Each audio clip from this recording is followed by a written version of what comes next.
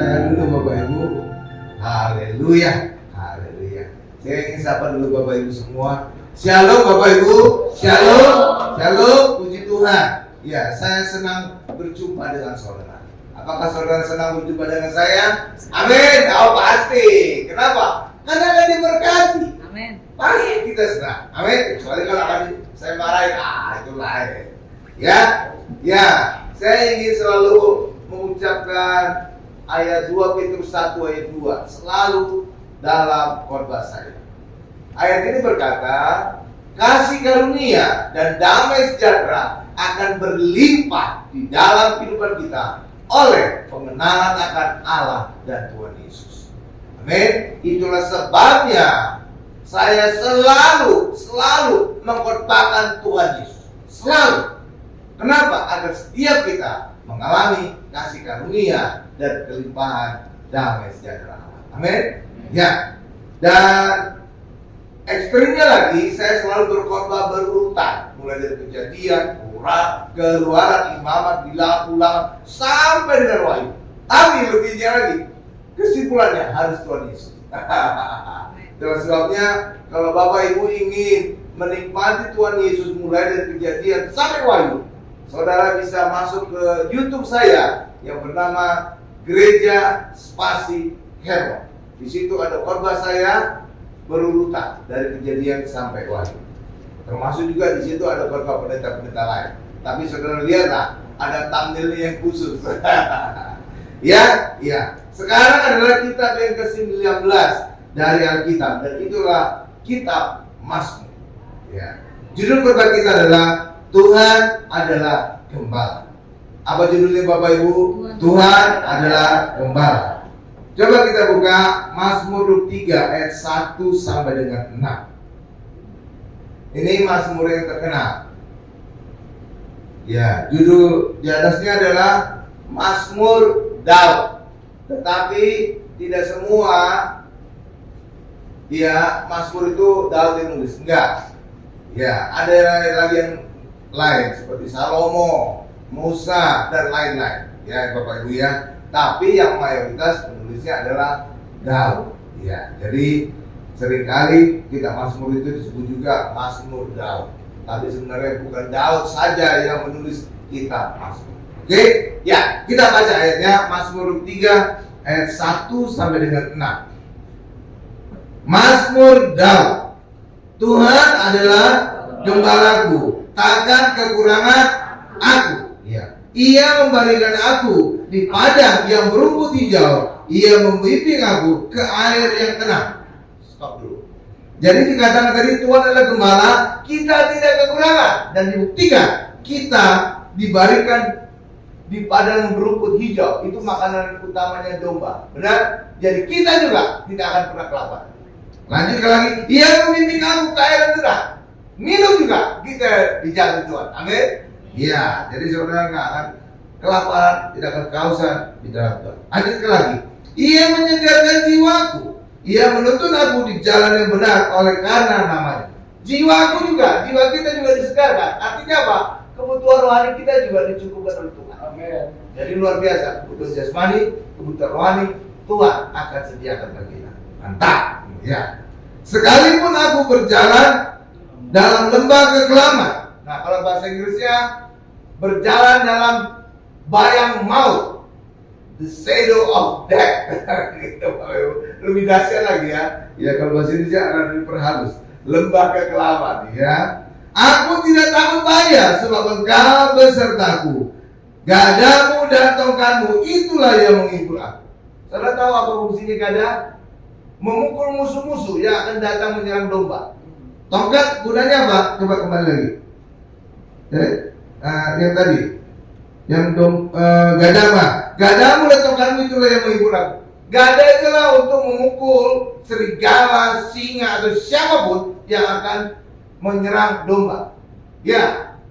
Dan yang kedua adalah tongkat. Tongkat itu gunanya untuk apa?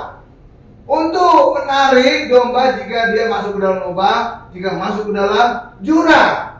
Itulah sebabnya dalam Tuhan kita aman. Dari musuh tenang, ada gada Tuhan. Untuk kita mengalami mara bahaya, tenang, tongkat Tuhan siap menarik kita dari curang. Oke, Bapak Ibu ya. Makanya Daud berkata, aku terhibur. Lanjut ayat 5-nya. Engkau menyediakan hidangan bagiku di hadapan lawanku. Ini maknanya di dalam. Iya, maksudnya apa Pak? Maksudnya gini. Seringkali kita masalah selesai dulu, baru saya bisa tenang. Masalah selesai dulu, baru aku bisa sukacita. Sering gitu kan? Tapi Tuhan pada hari ini ingin berkata, di tengah masalah kita bisa tetap sukacita di dalam Tuhan. Nah, iya, jadi kita bisa makan enak di depan musuh kita. Ada musuh kita apa? Penyakit. Ada musuh kita resesi. Ada musuh kita orang jahat. Ada musuh kita. Tenang aja, kita bisa makan enak. Itu maknanya. Oke ya? Dalam kan? Iya kan? Sering kan orang kan? Masalah beres dulu, baru aku bisa makan enak. Gitu kan? Iya, sering kan? Iya. Saudara kan pernah bebas dari masalah. Iya. Kenapa? Karena hidup ini bermasalah. Dan luar biasa lagi, Tuhan akan selalu memakai masalah kita untuk memberkati kita, untuk menyatakan kuasa mujizat. Benar Bapak Ibu. Ketika bangsa Israel keluar dari Mesir, apa tahu? Ternyata Tuhan juga mengeluarkan juga bangsa Filistin dari Mesir. Cuma bangsa Filistin lewat Laut Mediterania di atas, dan bangsa Israel di bawah, lewat padang gurun. Kenapa Tuhan menuntun umatnya Israel lewat padang gurun? Karena padang gurun itu padang masalah, kekeringan, kekurangan di situ. Tapi justru disitulah Tuhan bisa membuktikan Dia mampu memelihara umatnya di tengah kekeringan, di tengah padang gurun. Hal yang sama juga dengan kehidupan kita. Di tengah masalah kita, apapun kata dunia, apapun prediksi dunia, apapun ramalan dunia, saudara tetap tenang. Di padang gurun saja, bangsa Israel bisa dipelihara oleh Tuhan. Bisa dikeluarkan sungai dari gunung batu. Bisa diberi makan setiap hari, setiap pagi mana. Bisa diberi makan daging setiap sore. Bukan luar biasa kan? Iya, kita sekaya-kayanya kita mungkin nggak setiap hari makan daging. Iya, mengurangi apa? Kolesterol. Ya kan? Ini tiap hari, tiap sore mereka makan daging. Tuh, berarti apa? Burung puyuh itu kolesterol rendah itu aman untuk kesehatan. Setiap hari dimakan, 40 tahun. Ya kan? Kalau kita terlalu makan daging, bisa kolesterol tinggi kan? Daging merah maksudnya, daging sapi gitu kan? Iya, tapi ini, berarti aman ya, burung puyuh. Berarti daging putih itu, daging puyuh. Oke ya? Ya kan? Ya terus, engkau menyediakan hidangan bagiku di hadapan lawanku. Engkau mengurapi kepalaku dengan minyak penuh, pialaku penuh melimpah. Ya, kebajikan dan kemurahan belaka akan mengikuti aku seumur hidupku. Artinya apa? Kebajikan dan kemurahan. Kita selalu memperoleh kemurahan dari Tuhan. Oke, dan kita alami dalam kehidupan kita, dalam pekerjaan kita. Dan terus. Dan aku akan diam dalam rumah Tuhan sepanjang masa. Rumah Tuhan itu di mana? Di surga. Jadi kita dijadikan Tuhan, kita juga masuk surga. Amin. Ya, kalau kita menjadikan Tuhan adalah gembala kita dan kita domba-dombanya. Amin. Iya, luar biasa. Oke, ya. Jadi Tuhan menjamin kita tidak kekurangan. Kita diberikan di padang rumput hijau, itu makanannya domba, maka saudara juga tidak perlu khawatir kelaparan. Membimbing kita ke air yang tenang, kita juga tidak perlu kehausan. Oke ya. Bahkan Allah juga menjamin pakaian kita. Iya Bapak Ibu, coba kita buka. Ini ada tambahan ayat Matius 6 ayat 31 dan 32. Matius 6 ayat 31 dan 32. Nih, saya bacakan. 31 dulu. Sebab itu janganlah kamu khawatir dan berkata, apakah yang akan kami makan? Apakah yang akan kami minum? Apakah yang akan kami pakai? Terus lihat, di balik dari pernyataan ayat ini, itu menuju kepada kebutuhan laki-laki dan perempuan. Ya, saudara tahu, masalah kekhawatiran bagi laki-laki apa? Makan. Terutama kalau suami menjadi mencari nafkah dalam keluarga. Masalah makan. Iya, masalah makan Bapak Ibu. Tapi kekhawatiran wanita apa? Pakaian, bukan makanan. Iya, kenapa? Karena wanita kadang-kadang diet,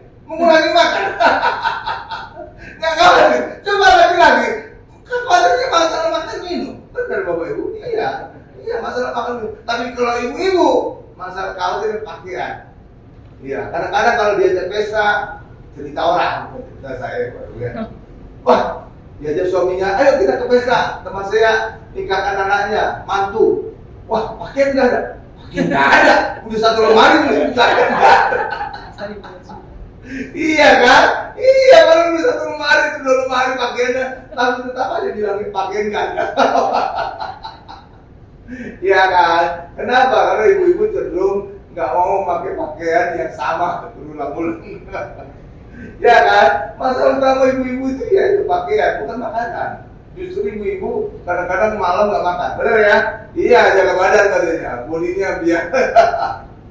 Iya, tapi kalau laki-laki itu cenderung khawatir tentang makanan. Jadi kekhawatiran bapak-bapak masalah makan minum Tuhan jamin. Ya, masalah pakaian kekhawatiran ibu-ibu Tuhan jamin juga. Ya, nah ayat 32-nya, semua itu dicari bangsa-bangsa yang tidak mengenal Allah, akan tetapi Bapamu yang sudah tahu bahwa kamu memerlukan semuanya itu. Ayat 33 terakhir. 33. Tetapi carilah dahulu kerajaan Allah dan kebenarannya, maka semua itu akan ditambahkan kepadamu. Jadi cari Tuhan, maka semua akan ditambah. Kalau saya berkata, maka semua akan kita dapatkan. Kenapa? Karena di dalam Yesus ada semua. Saudara butuh apa sekarang? Kesehatan. Di dalam Yesus, oleh dunia kita sembuh. Amin. Ya. Saudara butuh apa? Berkat. Yesus berkata, firman Tuhan berkata, aku kaya menjadi miskin, agar kau menjadi kaya. Tadi berkati kan Bapak Ibu ya? Iya kan? Iya. Jadi apapun kebutuhan kita dapat, Yesus dapat semua. Itu bukan teori bagi saya. Bagi saya, ini saya alami dalam hidup. Iya Bapak Ibu, saya bersaksi sedikit. Karena istri saya berkata, kalau berbaju selalu ada kesaksian dikit supaya ada ngangkat. Ya, gini Bapak Ibu. Saya seorang engineer. Saya ITB, lulusan ITB. Ya Bapak Ibu ya. Saya kemudian kerja sebagai engineer di suatu perusahaan. Ya, di antara Jakarta dengan Bogor, Cirebon. Saya engineer 10 tahun. Sampai akhirnya saya dipanggil Tuhan setelah saya mengalami mukjizat bisa berangkat ke Israel. Ya, berangkat ke Israel kenapa? Karena saat saya pulang fitness, kasih dapat emas 1 kantong. Luar biasa ya? Iya, luar biasa. Sehingga saya berangkat ke Israel. Dan pas saya jual emasnya itu sama dengan biaya ke Israel. Luar biasa. Saat itu saya ingat banget tahunnya 1998. Saat krisis multidimensi Indonesia. Krisis. Orang itu pada nggak berani keluar negeri ya. Berapa krisis? Mereka nyimpan uang, takut ada apa-apa gitu ya Bapak ya. Iya, dan benar kata pepatah di gereja kali ya. Dunia krisis, dunia resesi, kita resepsi.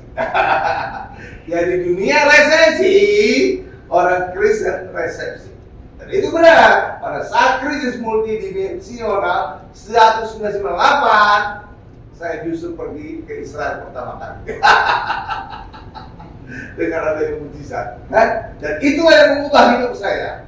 Sehingga setelah pulang dari Israel, saya nggak berpindah lagi kerja. Saya resign, saya daftar ke gereja Tiberias, daftar terima Pak Raji, langsung saya diangkat jadi sekretaris gereja terbesar di Jakarta. Iya Bapak Ibu, saya sekretaris beliau 12 tahun. Lama ya. Lama, makanya ya saya tahu lah cara buat gereja, di gereja, gimana gereja yang bagus, bagaimana gereja punya banyak cabang. Jadi sudah terbiasa, atur jadwal banyak gitu kan. Biasanya kalau gereja baru kan 1 jam ibadah aja kan. Ya kan? Kita kemarin waktu di Bekasi langsung 4 jam ibadah. 2 tempat kan. Bagi saya itu biasa. Betul nggak tahu gitu. Kenapa? Dulu di gereja saya lama ada 50 pendeta, ada 50 tempat ibadah, dan setiap tempat ibadah ada 5 jam ibadah. Itu dikombin semua, dicampur diaduk. Kalau bisa bayang rumitnya. Jadi sudah terbiasa ngatur-ngatur ibadah yang banyak. Makanya, ya sekarang kita juga sebenarnya lebih banyak di Bekasi. Cuma hari minggunya 3 kali berkurang 1, tapi hari biasa tambah 2. Jadi totalnya 5 kan, jadi lebih banyak sebenarnya. Oke ya, iya. Tapi bagi saya sama istri juga pas 3 kali jam ibadah. Nggak terlalu capek kita. Iya benar Bapak Ibu. Capek kalau kemarin pulang itu kayak kita udah lekoi gitu, capek banget. Iya ya, ya. Nah itulah dia Bapak Ibu ya. Jadi Tuhan itu maka carilah dahulu kerajaan dan kebenaran maka semua akan ditambahkan. Dan benar, ketika saya resign dari pekerjaan full di gereja, jadi sekretaris saya Bapak Gembala Pareji almarhum ya Bapak Ibu, maka saya diberkati luar biasa. Pendapatan saya bisa 5 kali lipat dari saat saya engineer. Luar biasa kan? Iya, padahal kerjanya cuma 1 hari Minggu aja. Sedangkan sebagai engineer 5 hari kerja, Senin sampai Jumat kan? Iya, tapi luar biasa. Bahkan saya dapat ekstra, dapat jodoh istri saya. Iya, ketemunya di gereja sama Ibu Gembala. Beliau dulu singer di gereja kan? Luar biasa kan? Ketemunya di gereja. Iya, gitu Bapak Ibu ya. Iya, jadi itulah. Jadi kalau kita cari Tuhan, Tuhan sediakan semua. Iya, iya. Jadi dulu itu ya gimana ya? Saya nikah telah Bapak Ibu ya. Yang saya usia 35 tahun, baru ke 34 tahun baru nikah. Istri saya 33 tahun, beda setahun. Makanya pacaran singkat aja kita. Sampai expire tuh. Umurnya. Cuma 3 bulan pacaran langsung, ayo. Dan kita milihnya hari Valentine Days. Tanggal pemilu. Jadi hari Valentine itu punya makna. Iya, selain kemarin pemilu ya. Pemilu. Terus pernikahan kita, ulang tahun pernikahan kita yang ke-21. Lalu juga adiknya istri ulang tahun juga pada saat Valentine. Jadi 3 perayaan kita. Nah, kayak luar biasa ya. Jadi Tuhan luar biasa, cakep banget Tuhan. Jadi Tuhan, saudara cari aja Tuhan, semuanya akan saudara dapatkan. Iya ya. Sebenarnya bukan ditambahkan lebih persisnya. Kita dapatkan karena di dalam Yesus ada semua kebutuhan kita. Oke, keselamatan ada dalam Yesus, berkat ada dalam Yesus, kesembuhan ada dalam Yesus. Segala macam ada. Dapat Yesus dapat semua jadinya. Oke. Makanya orang-orang itu kenapa mereka rebutan jadi menang pilkada? Karena tahu kenapa mereka ingin jadi menang pilkada atau pemilu? Karena mereka dapat jabatan itu, semua mereka dapat. Gaji dapat, fasilitas dapat, rumah dapat, tunjangan dapat, semua dapat kan? Iya, makanya rebutan pilkada. Iya, padahal biayanya mahal sekali. Iya kan?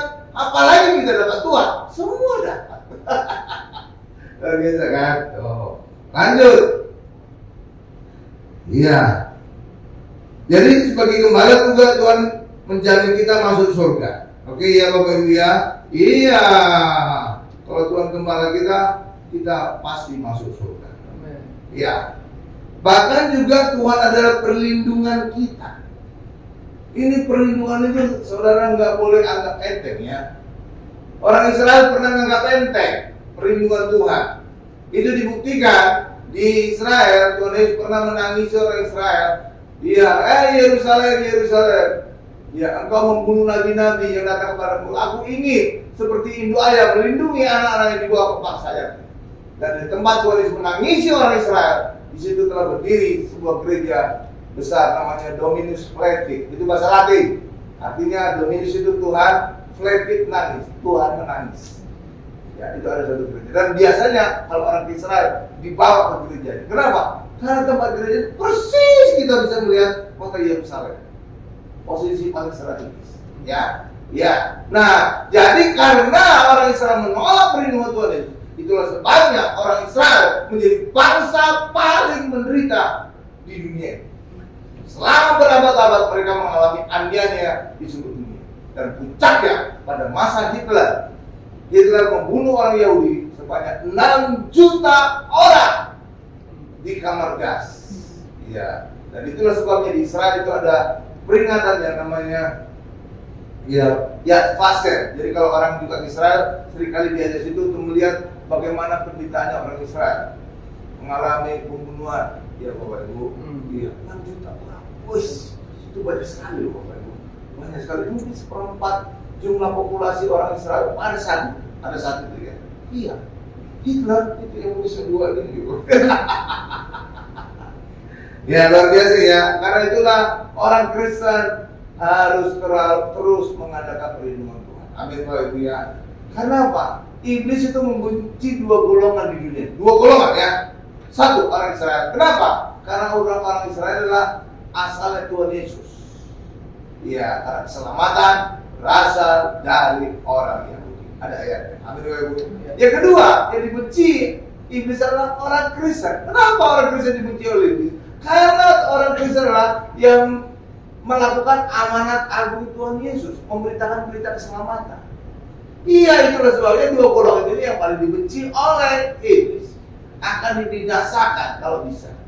Orang Yahudi bisa mengalami anugerah. Kenapa? Karena mereka menolak perlindungan Tuhan Yesus. Tapi orang Kristen tidak mengalami. Kenapa? Orang Kristen mengandalkan Yesus sebagai perlindungan mereka. Amin. Karena itulah, saudara, jangan pernah mengabaikan perlindungan Tuhan. Selalu keluar dari rumah, minta perlindungan Tuhan. Kita nggak tahu apa yang terjadi di luar rumah. Benar Bapak ya? Iya, bisa aja kita ada kendaraan aman, tapi orang yang lagi mabuk nabrak kita, bisa aja kan? Kita nggak bisa nebak orang, benar kan? Iya. Mungkin kita aman, sehat, tiba-tiba orang yang sakit, ada virus nularin kita, bisa aja kan? Bisa. Segala macam itu bisa terjadi.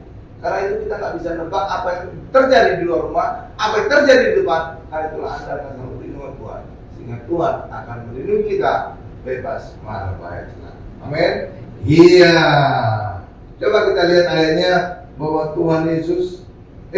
Mazmur tadi perlindungan kita belum baca. Mazmur 91 ayat 1 sampai 16. Ini luar biasa. Mazmur 91 ayat 1 sampai 16.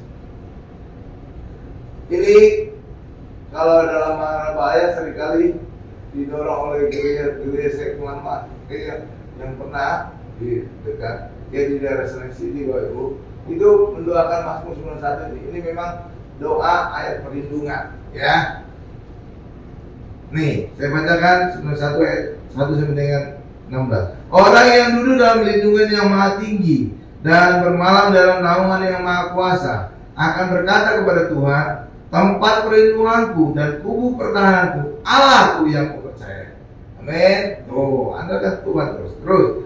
Sungguh dialah yang akan melepaskan engkau dari jerat penangkap burung, dari penyakit sampar yang busuk. Dengan kepatnya ia akan melindungi engkau. Di bawah sayapnya engkau akan berlindung. Kesetiaannya ialah perisai dan pagar tembok. Terus 5. Engkau tidak usah takut terhadap kedahsyatan malam, terhadap panah yang terbang di waktu siang, terhadap penyakit sampar yang berjalan di dalam gelap, terhadap penyakit menular yang mengamuk di waktu petang. Terus, walau 1000 orang rebah di sisimu dan 10.000 di sebelah kananmu, tetapi itu tidak akan menimpa. Stop dulu. Ini bisa terjadi nggak Pak? Oh bisa. Khususnya kemarin COVID. Ya kan, karena sering dengar suara sirine. Oh ada orang mati lagi. Benar kan? Rumah sakitnya sampai penuh. Ya kan? Tapi saya nggak perlu khawatir. Jadi ayat ini untuk menjamin.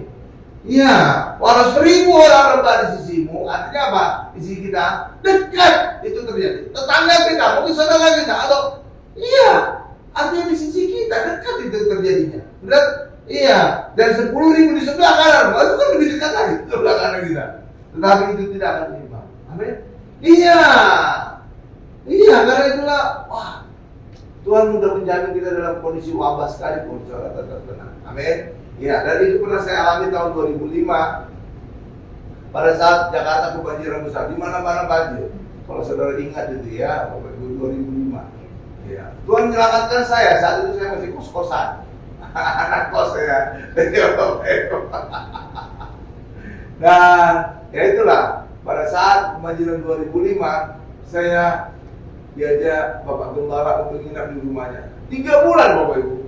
Jadi saya lah satu-satunya orang yang sekretarisnya beliau itu yang pernah tinggal serumah. Bahkan saya kan kalau mandi lama, sampai beliau nungguin saya mandi. Pakai anduk, beliau udah siap mandi. Saya pergi ke kamar mandi. Oh, saya bilang, ya ampun Bapak Gembala. Nungguin saya gitu. Nah, jadi saya cuma nonton aja peristiwa.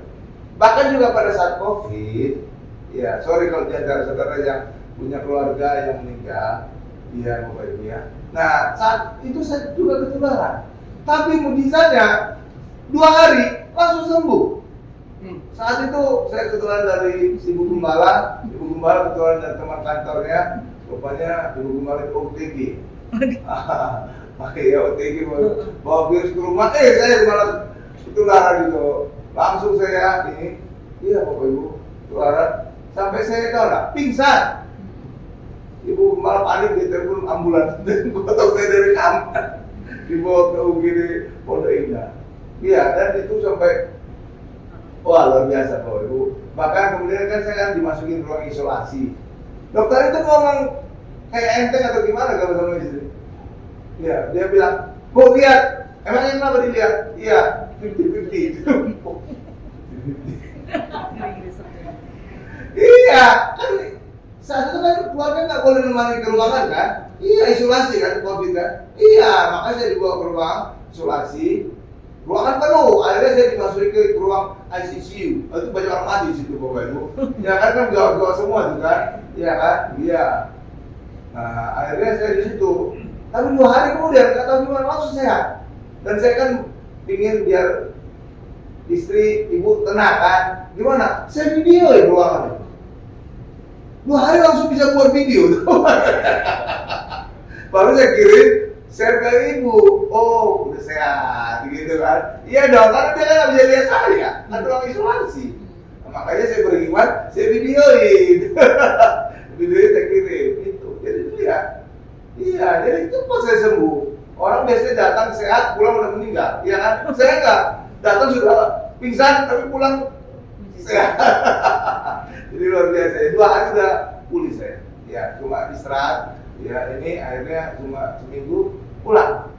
Kan? Luar biasa kan? Iya, kan izinkan itu kenapa? Untuk menunjukkan bagi kita di saat kita menghadapi masalah, Tuhan mampu mengubah masalah itu. Iya kan? Kalau kita menghadapi masalah, sama seperti saudara kan? Misalkan saudara lihat ada seseorang mengalami sembuh dari kanker. Ya, sembuh. Itu kan mujizat besar kan Bapak ya. Apalagi kalau udah kanker stadium 4, vonis mati, mungkin sebulan lagi mati. Terus dia sembuh. Itu kan mujizat besar. Tapi saudara jangan lihat dari mujizatnya, tapi di balik mujizat besar itu ada masalah besar sebelumnya. Lah iya dong. Ya kan, kalau seandainya cuma panu aja sembuh itu bukan mujizat besar. Kenapa penyakitnya sepele? Ya kan? Iya. Jadi kalau saudara melihat ada orang mengalami mujizat besar, pasti sebelumnya dia mengalami masalah besar. Iya, iya. Dan iya, itu Bapak Ibu. Karena itulah saudara tenang aja. Karena justru di saat masalah seringkali Tuhan menunjukkan kuasa. Oke? Ya, contohnya bangsa Israel di padang gurun. Untuk Tuhan menunjukkan banyak mujizat. Demikian juga, saudara tahu enggak berapa mujizat yang terjadi di Mesir yang dilakukan oleh Musa? Hah? 10 kan? 10. Saudara tahu enggak bisa sampai 10? Karena Tuhan ada di balik itu. Di balik itu apa? Tuhan mengeraskan hatinya Firaun. Coba kalau seandainya hati Firaun tidak dikeraskan oleh Allah, satu mujizat langsung orang Israel disuruh pergi. Benar kan? Nggak jadi ada 10 mujizat. Iya dong. Tapi karena Tuhan membuat Firaun itu keras kepala, maka Tuhan bisa mengulur-ulur waktu sehingga Tuhan bisa melakukan 10 mujizat. Iya kan? Itu. Jadi saya bisa lihat, kok bisa sampai terjadi 10 mujizat ya? Kenapa Firaun keras kepala? Itu ada yang berkata, aku akan mengeraskan hatinya Firaun agar aku akan menambah-nambahkan mujizat yang terjadi. Iya. Karena itulah bagi kita, saudara tenang aja. Makanya Rasul Paulus berkata, bersukacitalah senantiasa. Bersukacitalah senantiasa. Padahal saat itu Paulus lagi di mana? Di penjara. Bagaimana mungkin orang di penjara berkata bersukacitalah senantiasa? Amin. Kenapa? Karena Paulus bisa melihat bahwa di balik masalah itu Tuhan bisa lakukan perkara besar dalam itu. Ya kan? Iya, karena itu juga bagi setiap kita. Apapun masalah kita, tenang aja. Tuhan izinkan kita menghadapi masalah karena itu menjadi kesempatan Tuhan untuk menyatakan kasih, kuasa dan mujizatnya di dalam kehidupan kita. Amin. Iya.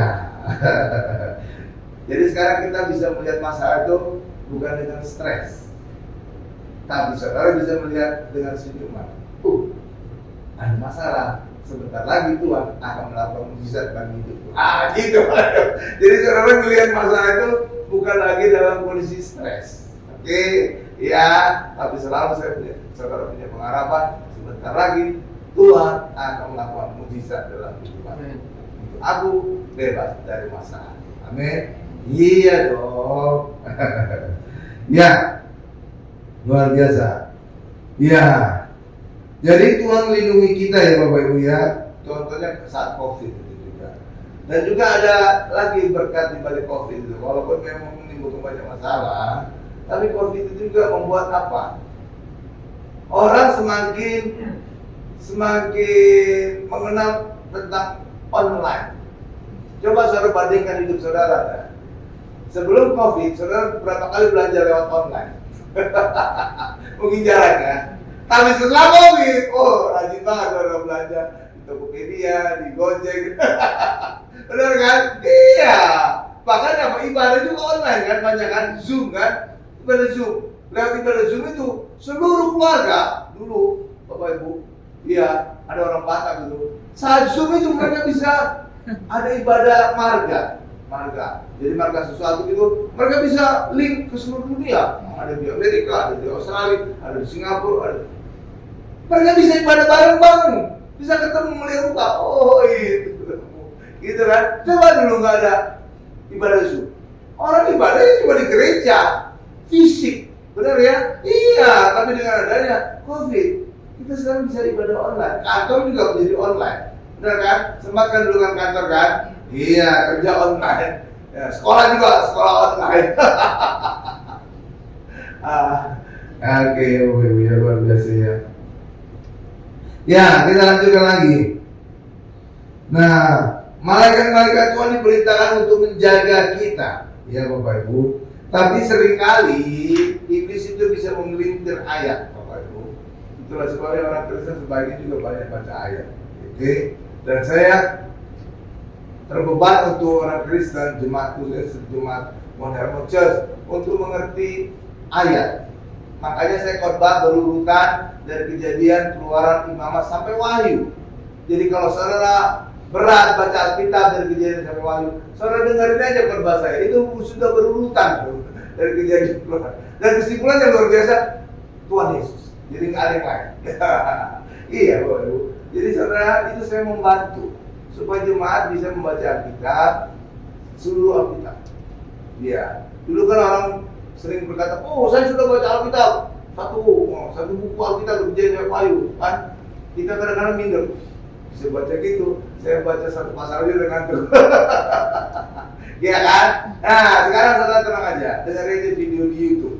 Ya, nanti saat pengumuman itu ada media sosial. Nggak usah saudara catat, fotoin aja. Kalau nanti di rumah saudara ini tuh media sosialnya. Nanti baru saudara masuk. Jadi foto. Jadi PL tolong diingatin, jangan dicatat, di foto, cepat. Langsung 1 detik juga udah terekam semua itu kan medsosnya. Medsosnya ada 3, di TikTok, di IG, sama di YouTube. Nanti tambah lagi, 1 lagi di Facebook, ya. Oke ya, udah tambah, memang belum dimasukkan dalam lembar pengumuman. Ya, nanti kita akan masukkan segera. Oke. Nah, karena itulah kita juga perlu tahu tentang ayat, ya. Walaupun kita nggak perlu terlalu hafal semua, ya Bapak Ibu ya. Tapi secara garis besar kita tahu kenapa iblis seringkali memakai ayat juga untuk mencobai orang Kristen. Bahkan Tuhan Yesus aja dicobai dengan memakai ayat. Iya Bapak Ibu. Pada saat Tuhan Yesus dicobain, ya dibawa ke bukit Bait Allah, disuruh turun, terjun ke bawah. Karena kata iblis, malaikat akan menata kakimu sehingga enggak tidak terjatuh pada batu. Padahal itu saat kita berjalan normal, bukan terjun-terjunan gitu Bapak Ibu ya. Karena itu saudara jangan sok-sokan, karena saudara tahu malaikat Tuhan melindungi saudara, jangan saudara cobain Tuhan. Wah, tuh malaikat menjaga saya. Ada kerusuhan, saya datang aja ke kerusuhan. Mati gitu. Mati. Jadi jangan mencobain Tuhan. Artinya apa? Tuhan melindungi kita dari mara bahaya kalau kita tidak sadar. Mungkin orang ngeracun kita, minuman kita, orang lain ingin membuat jahat kepada kita. Itu yang perlindungan Tuhan. Oke Bapak Ibu ya, bukan kita sadar sudah berbahaya kita datangi ya mati kita. Ya Bapak Ibu ya, sama seperti misalkan, baik kok rasanya apa ya saya minum ya mati. Tapi ketika ada orang maju saudara dengan baik kok, diam-diam, saudara nggak perlu khawatir, saudara. Pak, ya. Tapi jangan sengaja bikin baik kok. Apa sih rasa baik kok? Lagi. Ya, oke ya. Coba kita lihat saat Tuhan Yesus dicobai Matius 4 ayat 6. Ya, oke. Nah, lalu berkata kepada Yesus, jika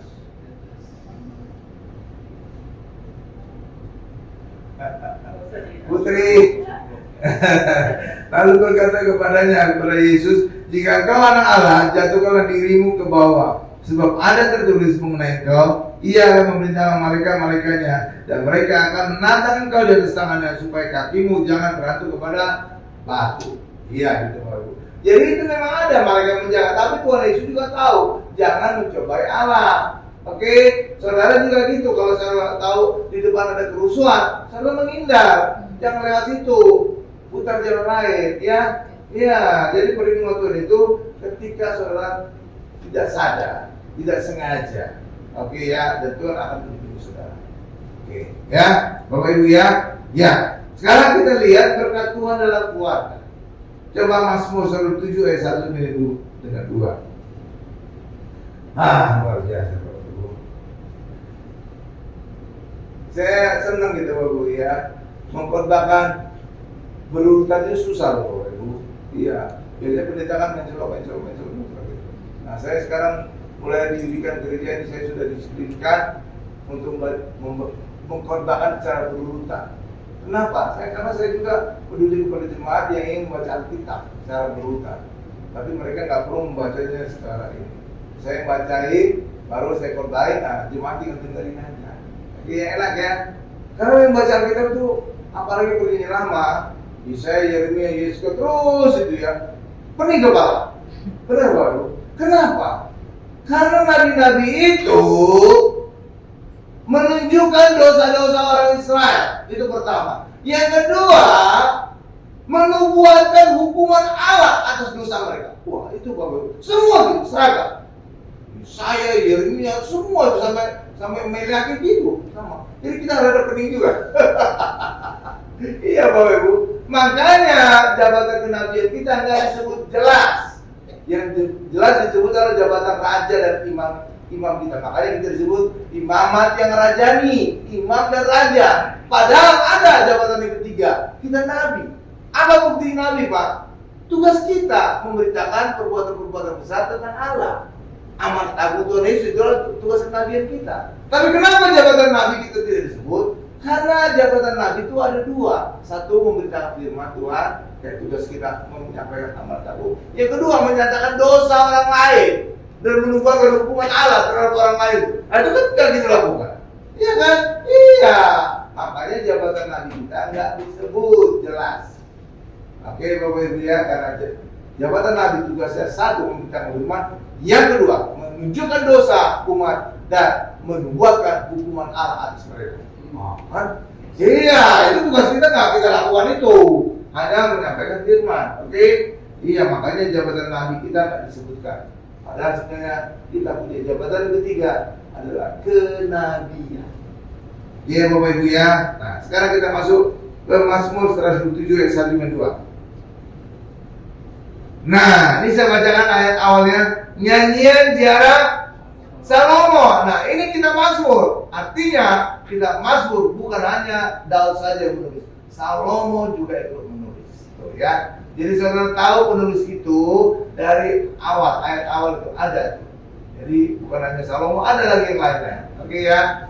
Ya, terus. Jikalau bukan Tuhan yang membangun rumah, sia-sialah usaha orang yang membangunnya. Jikalau bukan Tuhan yang mengawal kota, sia-sialah pengawal berjaga-jaga. Ayat 2. Sia-sialah kamu bangun pagi-pagi dan duduk-duduk sampai jam malam, dan makan roti yang diperoleh dengan susah payah, sebab ia memberikannya kepada yang cintanya pada waktu hidup. Jadi membangun rumah. Jadi kebutuhan manusia itu ada rumah atau papan. Ya. Yang kedua adalah penjagaan, perlindungan. Itu kebutuhan pokok manusia. Yang kedua. Yang ketiga apa? Makanan. 3 ya. ya, rumah atau papan, makanan dan perlindungan dan makanan. Kalau manusia Indonesia ditanya apa kebutuhan pokok 3 biasanya, sandang, pangan dan papan, ya kan? Ya kan? Sandang ya pakaian, pangan ya makanan, minuman, papan alat rumah. Nah, tapi kok Allah kok bukan 3 ini? Karena itu nggak ada sandang kan? Sandang ini ada. Kenapa? Karena Tuhan tahu manusia tidak selalu butuh pakaian, sandang. Contohnya di daerah pedalaman itu minim sekali pakaian, ya kan? Ya kan, di kepulauan terluar kita kan? Ya iya. Jadi Tuhan tahu mana yang sebenarnya kebutuhan pokok manusia. Tapi saudara lihat, suku terasing sekalipun pasti perlu rumah. Mereka punya rumah, walaupun rumahnya kadang-kadang dibuat, benar kan? Yang kedua, mereka perlindungan. Buktinya apa? Mereka selalu megang senjata. Perlindungan terhadap hewan-hewan buas, benar? Yang ketiga, kasih mereka selalu makan. Ya kan, makannya macam-macam kan? Iya. Jadi sebenarnya kebutuhan pokok itu 3, termasuk perlindungan. Sedangkan kita kan nggak menghitung perlindungan, sandang, pangan dan papan, gitu ya. Ternyata perlindungan itu adalah kebutuhan pokok kita yang utama juga. Oke ya, makanya orang Kristen juga jangan abaikan perlindungan Tuhan. Kenapa? Karena setan selalu akan menghancurkan kita. Karena setan adalah pencuri, pembunuh, dan pembinasa. Sebabnya kita perlu perlindungan Tuhan. Kalau tidak, kita mengalami seperti yang Ayub alami, habis. Ya, kita tidak akan mengalaminya. Kenapa? Karena perlindungan Tuhan Yesus ada di dalam kehidupan kita. Amin. Jadi saudara kalau banyak khawatir, saudara mengalami seperti Ayub, nggak perlu kok. Karena kita orang Kristen, perlindungan Tuhan akan dinyatakan dalam kehidupan kita. Amin. Terus lanjut. Akan sia-sia pengawal berjaga. Ini mengawal keluarga. Tadi membangun rumah juga bisa bicara tentang keluarga. Ya, karena itulah keluarga itu pernikahan kita harus ada pihak ketiga. Tapi pihak ketiga itu bukan manusia. Pihak ketiga itu adalah Tuhan. Ya, Tuhan selalu harus ada di dalam keluarga kita. Supaya apa? Supaya keluarga kita bisa tetap utuh. Ya, Bapak Ibu. Ya. Kalau saudara tidak mengandalkan Tuhan, maka ketika suami istri cekcok itu butuh waktu yang lama. Biar Bapak Ibu tidak ada dendam segala macam. Tapi ketika kita di dalam Tuhan, semalam juga bisa langsung berdamai. Langsung nangis-nangisan, langsung peluk-pelukan. Iya, Bapak Ibu. Iya kan?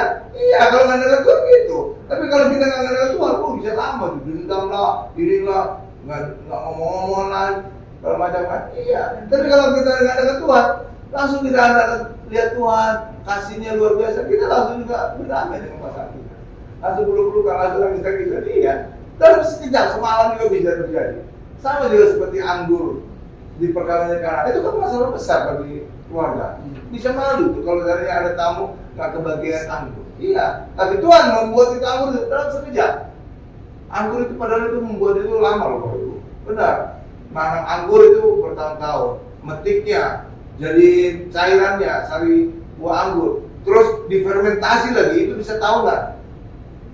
Sehingga bisa menjadi anggur yang enak. Saudara bisa lihat, waktu tahunan dipersingkat Yesus hanya sekejap. Hal yang sama juga dengan keluarga kita. Ketika keluarga kita ada cekcok, ada masalah Tuhan, maka solusinya, perdamaiannya akan sekejap akan terjadi. Amin. Nggak perlu lama-lama. Tapi coba kalau kan, wah lama sekali. Ya, karena itulah membangun rumah ini juga termasuk membangun keluarga. Ya. Demikian juga pengawal juga. Anda kan selalu Tuhan untuk mengawal kehidupan keluarga kita. Oke.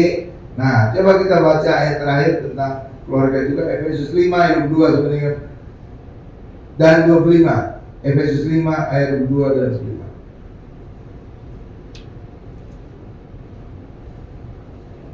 Efesus 5 ayat 2. Nih, saya bacakan ya. Ini khusus untuk istri. Jadi ada pada istri, ada nanti kepada suami. Oke ya. Hai istri, tunduklah. Oh bukan, tunduklah. Ini tidak tipis ya. Iya, itu tidak tipis, tapi dampaknya luar biasa besar. Tunduklah kepada suamimu seperti kepada Tuhan. Saudara, Tuhan pernah jahat enggak? Ya. Tuhan pernah membuat saudara sakit hati enggak? Enggak. Jadi kalau istri tunduk kepada suami itu unconditional. Jadi istri tidak boleh bilang saya tunduk kepada suami kalau dia layak untuk saya tunduk. Kalau dia baik, kalau dia menghormati saya, nggak ada tulisan tambahan. Nggak ada kan? Jadi kita tunduk, istri tunduk kepada suami unconditional, tanpa kondisi apapun. Saudara itu, karena kita tunduk kepada Tuhan, dia nggak pernah jahat, nggak pernah. Jadi kepada suami juga gitu. Saudara itu, ada kondisi nggak? Istri tunduk, nggak ada kan? Nggak ada kan? Nggak ada. Tapi kan orang kadang-kadang kan, saya tunduk kepada suami saya kalau dia layak, kalau dia pantas, kalau dia baik. Ini nggak ada ayat yang bilang gitu. Benar kan? Jadi dalam situasi apapun, istri harus tunduk kepada suami. Karena seperti kepada Tuhan. Tuhan kan nggak pernah jahat. Tuhan nggak pernah buat dia sakit hati, benar kan? Tapi itu bukan berarti suami jadi sewenang-wenang kepada istri. Enggak, ada ayat imbangannya. Jadi sepadan gitu Bapak Ibu ya. Sehingga apa? Suami tidak sewenang-wenang kepada istri. Kita kunci. Ada ayatnya ini yang mengunci suami. Ayat 25-nya. Coba ayat 25-nya. Nah, ini dia. Hai suami, sekarang hai suami. Hai suami, kasihilah istrimu sebagaimana Kristus telah mengasihi jemaatnya dan telah menyerahkan dirinya baginya. Artinya apa? Siap mati. Yesus siap mati, berkorban bagi jemaat. Artinya suami juga harus siap korban bagi istrinya, bahkan sampai mati. Kalau sekedar suami makan perasaan gitu, itu masih kecil. Kecil. Karena apa? Ini dibandingkan dengan pengorbanan Yesus. Karena itu tuh, iya sampai mati. Jadi suami harus rela sampai mati mengasihi istri. Iya sama seperti saudara mengasihi anak pasti siap mati. Ya kan, orang tua kan siap mati bagi anak kan. Iya kan, kadang-kadang juga kalau anak sakit keras, oh Tuhan pindahkanlah penyakit anak kepada diriku. Nah, iya kan? Iya. Karena kita siap berkorban bagi anak kita. Iya Bapak Ibu, iya. Dan relatif kita lebih dekat dengan anak kita dibandingkan dengan pasangan kita. Kenapa? Kalau pernah bertanya, karena anak itu ada darah daging kita, ada bagian diri kita. Iya kan? Iya. Iya, benar Bapak Ibu. Makanya kalau orang tua nyium anak gitu Bapak Ibu ya, itu kayaknya enak banget. Saya senang banget nyium anak saya. Walaupun dia udah besar, udah risih dia, tapi saya ciumnya aja. Kenapa? Ketika dekat dengan anak itu rasanya ada bagian dari diri saya yang hilang sebelumnya, kayak kembali gitu. Iya, karena memang anak itu kan membawa darah daging kita kan. Jadi ketika dia dekat kayak saya merasa komplit gitu. Nyium itu kayak enak banget. Iya, nyium anak. Makanya coba saya udah perhatiin orang tua. Nyium anak itu bukan hanya itu sendiri, itu nggak aman. Gitu. Kenapa? Karena merasa nyaman. Maka saya juga merasa nyaman ketika nyium tangan anak saya ingin tidur di tangan. Iya, karena apa? Ada bagian diri kita pada anak kita. Iya, darah daging kita kan. Iya. Nanti kalau sudah menikah semua baru sadar. Karena Anda belum. Iya, jadi gimana? Makanya kalau saya nyium orang lain, anaknya kecil lah, walaupun saya sayang gitu seperti anaknya mbak saya gitu ya, saya gitu. Tapi saya merasa ada jarak gitu. Saya nggak akan ingin cium. Harus yang ada hubungan darah dengan saya, baru saya merasa nyaman. Gitu, baru iya, gitu ya. Ya, gitulah Bapak Ibu. Karena itulah Bapak Ibu, tadi ayat juga berkata, ya Tuhan menyediakan semua yang kita butuhkan tadi Mazmur 107 pada waktu kita tidur, pada waktu anak-anak kita tidur, kita anak-anak Allah sedang tidur. Sama juga seperti ibu-ibu dulu mungkin pada saat anak kita masih kecil. Mungkin kalau kita nggak punya simba, kita kan pagi-pagi sudah nyiapin sarapan untuk anak kita pergi ke sekolah, benar kan? Iya, ketika anak kita masih tidur. Iya, bahkan juga kita juga sudah menyiapkan harta warisan kita untuk anak kita. Benar kan? Iya. Ketika dia belum minta apa-apa, kita sudah nyiapkan. Oh, ini nanti usaha saya untuk anak saya. Oh, di rumah ini untuk anak saya. Ini. Iya, sebelum dia minta, kita sudah nyiapkan. Seperti itu juga Tuhan. Makanya kita juga orang Kristen disebut anak-anak Tuhan yang beroleh warisan dari Allah. Warisan. Oke? Iya, sama seperti saudara juga. Saudara pernah nggak memberikan warisan merencanakan warisan kepada pembantu saudara? Simpan saudara. Nggak pernah kan? Nggak pernah kan? Pernah nggak? Mbak, kamu sudah kerja 25 tahun, nanti saya wariskan rumah ini. Jarang-jarang. Jarang-jarang ya, jarang ya. Tapi kalau anak tanpa dia minta juga kita siapkan, benar kan? Hal yang sama juga dengan kerajaan Allah. Allah itu Bapak kita anak-anaknya, maka Allah berkata akan memberikan kita warisan. Itulah sebabnya orang Kristen jangan suka menyebut hamba. Karena seorang menyebut hamba, seorang memutuskan warisan saudara. Iya, hamba seperti hamba Abraham, Ismail, Hagar itu diusir, nggak berhak atas warisan. Iya, begitu juga saudara kan. Warisan saudara serahkan kepada anak saudara, bukan kepada hamba saudara atau simbah saudara. Benar kan? Iya, walaupun dia sudah kerja 30 tahun, 20 tahun, nggak akan terdorong saudara untuk memberikan warisan. Benar kan? Iya, makanya orang Kristen juga jangan suka menyebut diri hamba, tapi disebut anak Allah yang dikasih. Kalau saudara anak, saudara berhak atas warisan Allah. Bahkan juga doa Bapa kami hanya bisa didoakan kalau orang Kristen menyebut dirinya anak Allah. Bapak kami yang di surga. Mana ada hamba menyebut Bapak kami di surga? Nggak ada kan? Nggak ada kan? Doa Bapak kami itu khusus untuk anak Allah. Nggak akan mungkin yang di luar dari anak Allah. Betul ya? Iya. Karena itulah mari saudara terus nyebut sebagai anak Allah yang dikasih. Amin ya. Oke. Ya, saya simpulkan khotbah saya. Saat orang Kristen di dalam Tuhan Yesus dan hidup di dalam anugerahnya, maka Tuhan Yesus menjadi gembala, melindungi dan memberkati kita. Amin Bapak Ibu. Kita tunggu.